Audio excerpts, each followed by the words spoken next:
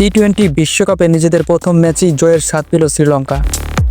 মাঝপথে ব্যাটিং দশ, আবার শেষ দিকে ঝড়, সব মিলিয়ে ওঠানামার এক ম্যাচে আয়ারল্যান্ডকে 20 রানে হারিয়ে বিশ্বকাপ অভিযান শুরু করলো দাসুন সানাকার দল। আগে ব্যাট করতে নেমে শুরুটা মোটেও স্বস্তির ছিল না শ্রীলঙ্কার। নিয়মিত বিরতিতে উইকেট হারিয়ে 13 ওভার 5 বলে মাত্র 86 রানেই 4 ব্যাটারকে হারায় তারা। এক প্রান্তে ধৈর্য ধরে ইনিংস গড়ে তুলেছিলেন ওপেনার কুশাল মেন্ডিস, কিন্তু অপর প্রান্তে আসা যাওয়ার মিছিল চলতেই থাকে। এমন চাপের মুহূর্তে ম্যাচের মোড় ঘুরিয়ে দেয় কামিন্দ্রু মেন্ডিস।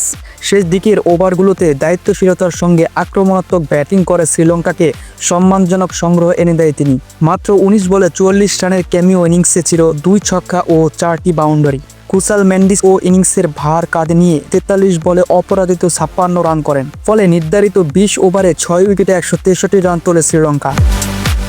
লক্ষ্য তাড়া করতে নেমে শুরুতেই ধাক্কা খায় আয়ারল্যান্ড। চতুর্থ ওভারেই ফিরে যান অধিনায়ক পল স্টার্লিং। তবে এরপর রস অ্যাডায়ার ও হ্যারি টেক্টর মিলে ম্যাচে ভারসাম্য ফেরায়। দুজনের জুটিতে দ্রুত আসে 50 রান, আর তাতেই জয়ের স্বপ্ন দেখতে থাকে আইরিশ শিবির।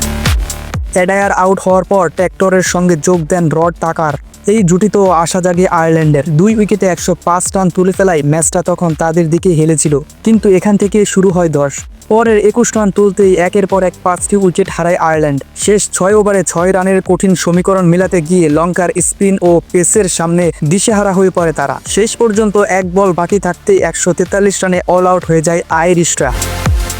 শ্রীলঙ্কার বোলিংয়ে উজ্জ্বল ছিলেন মহেশ থিকসানা ও ওয়ানিন্দ্রু হাসরাঙ্গা। দুজনই 3টি করে উইকেট নেন, আর শেষ দিকে গতির বাজ দেখান মাতিসা পাথিরানা, যিনি শিকার করেন 2টি উইকেট। সব মিলিয়ে চাপের মুহূর্তে অভিজ্ঞতা ও নিয়ন্ত্রণ বোলিংয়ে পার্থক্য গড়ে দেয়। জয় দিয়ে বিশ্বকাপ শুরু করে আত্মবিশ্বাসী শ্রীলঙ্কা পরের ম্যাচে মুখোমুখি হবে ওমানের সঙ্গে, আর আয়ারল্যান্ড খেলবে শক্তিশালী অস্ট্রেলিয়ার বিপক্ষে।